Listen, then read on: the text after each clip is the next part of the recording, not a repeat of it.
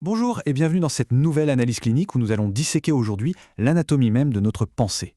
Vous savez, en tant qu'étudiant en médecine ou professionnel de la santé, on a tous l'habitude d'étudier la physiologie des organes de nos patients avec une précision vraiment chirurgicale. Mais curieusement, quand il s'agit de notre propre cerveau, on a cette tendance historique à le considérer comme un observateur parfait, neutre et infaillible. Eh bien aujourd'hui, on va décortiquer tout ça et démanteler un mythe particulièrement tenace, l'illusion d'une rationalité humaine parfaite. Cette citation, elle pose un diagnostic vraiment sans appel. Se dire que nos cognitions, c'est juste un super processeur de données, c'est tout bonnement ignorer des contraintes biologiques qu'on ne peut absolument pas contourner. Notre intellect, ce n'est pas un système informatique froid et objectif, pas du tout.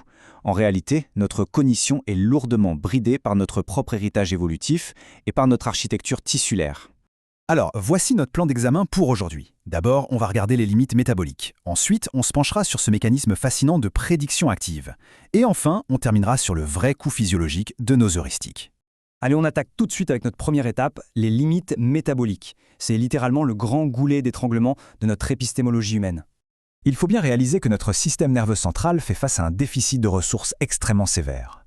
S'il essayait de traiter toute la complexité du monde en temps réel, il s'effondrerait complètement. Ce goulot d'étranglement métabolique engendre 3 limitations structurelles. D'abord, il est biologiquement impossible de tout capter, ce qui rend notre perception forcément partielle. Ensuite, pour économiser l'énergie, l'attention devient drastiquement sélective. Et enfin, la mémoire n'enregistre absolument rien de manière neutre, elle est elle aussi totalement imparfaite et sélective. C'est précisément pour ces raisons anatomiques que deux cerveaux génétiquement identiques placés dans le même environnement, ils ne produiront jamais la même pensée. Ce n'est pas de la grande philosophie, c'est vraiment une barrière strictement structurelle. Et ça illustre parfaitement une chose cruciale. Notre cognition n'accède jamais à la totalité de la réalité. Notre cerveau ne capte que des fragments isolés, par-ci, par-là, donc il fonctionne avec ce qu'on pourrait appeler des cartes, c'est-à-dire des petits modèles théoriques implicites qu'il bricole pour essayer de s'approcher du réel. En clair, le cerveau ne prend pas le monde en photo, il le modélise, et de façon très approximative. Ce qui nous amène logiquement à notre deuxième section, la machine prédictive. Face à ce manque flagrant de données objectives, comment notre système nerveux compense-t-il au quotidien ? Le concept fondamental à intégrer ici, c'est le traitement prédictif. C'est une théorie absolument majeure aujourd'hui en neurosciences. L'idée, c'est que face à l'incertitude ou quand il manque des informations, le cerveau ne se fiche pas en attendant que de nouvelles données arrivent. Non, ce n'est pas du tout un récepteur passif. C'est avant tout une machine de prédiction qui passe son temps à anticiper activement la réalité pour maintenir un flux de conscience à peu près cohérent. Observons un peu la mécanique neuronale en direct. Imaginez un stimulus ambigu. Le cerveau déclenche tout de suite un processus spécifique pour réduire cette incertitude au maximum. Comment ? Il va littéralement puiser dans ses propres informations préalables, ses a priori cognitifs, et il les injecte directement dans la perception. Ça lui permet de forcer une conclusion et d'éviter la paralysie analytique. Le vide d'information est rempli par votre propre bagage cognitif. C'est un réflexe absolument vital, notamment lors d'un diagnostic d'urgence où, on le sait tous, les données sont souvent incomplètes. Pour rendre ça très concret, repensez à l'illusion clinique de la danseuse tournante. On a une silhouette en rotation, mais dépourvue de tout indice de profondeur. Le stimulus est totalement ambigu, il est bistable. Et pourtant, on perçoit une rotation très claire.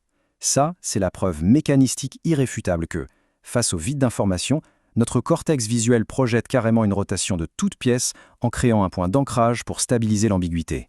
Finalement, le point essentiel à retenir de toute cette mécanique, c'est que dans l'écrasante majorité des cas, et c'est particulièrement vrai dans nos situations sociales complexes ou lors d'incertitudes inédites rencontrées en clinique, la perception est intégralement filtrée par l'interprétation.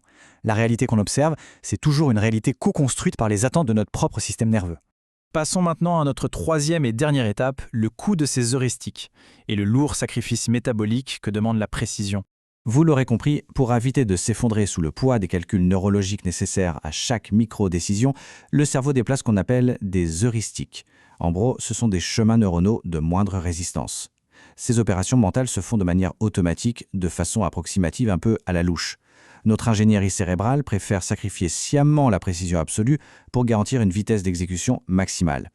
L'effet Stroop offre un cas clinique magistral pour illustrer ce phénomène. Vous savez, quand on vous demande de nommer la couleur de l'encre d'un mot, mais que ce mot désigne lui-même une autre couleur, là on observe une véritable collision frontale au niveau cognitif. L'automatisme de lecture, l'heuristique donc, rentre en collision directe avec la tâche qu'on vient de vous demander. Le résultat, une erreur quasi systématique d'anticipation. Et attention, essayer d'interrompre cette collision, ce n'est pas du tout gratuit. Suspendre un processus automatique, comme s'empêcher de lire le mot dans ce fameux test, ça exige ce qu'on appelle une inhibition métacognitive. C'est un point absolument fondamental en biologie. Cette inhibition génère une vraie tension neurologique concrète. Ça se traduit physiquement par une augmentation du rythme cardiaque, par la mobilisation de réelles ressources physiologiques. C'est un effort physique indéniable. Cet effort, il représente une dépense extrêmement élevée pour le système. Essayer de résister aux propres voies cognitives automatiques de son cerveau, ce n'est pas juste une petite difficulté psychologique. C'est une dépense métabolique sévère pour l'organisme tout entier. Notre système nerveux dépense une énergie considérable simplement pour contrer ses propres raccourcis évolutifs. Alors, pour clore notre analyse clinique d'aujourd'hui, il faut poser un constat définitif sur la nature de notre pensée. Ces biais, ces raccourcis mentaux, ce ne sont en aucun cas des pathologies ou les dysfonctionnements. Pas du tout. Ce sont les outils d'une ingénierie évolutive qui est redoutablement sophistiquée. Notre cognition est contrainte biologiquement de prioriser la vitesse, l'efficacité énergétique et au final, notre survie, bien avant une objectivité absolue. Le cerveau est avant tout une formidable machine d'anticipation, sculptée par des millénaires d'évolution. Il convient donc de toujours s'en souvenir, lors de votre prochaine garde, le diagnostic que vous poserez pourrait bien être tout autant le fruit d'une urgence métabolique que d'une déduction purement rationnelle.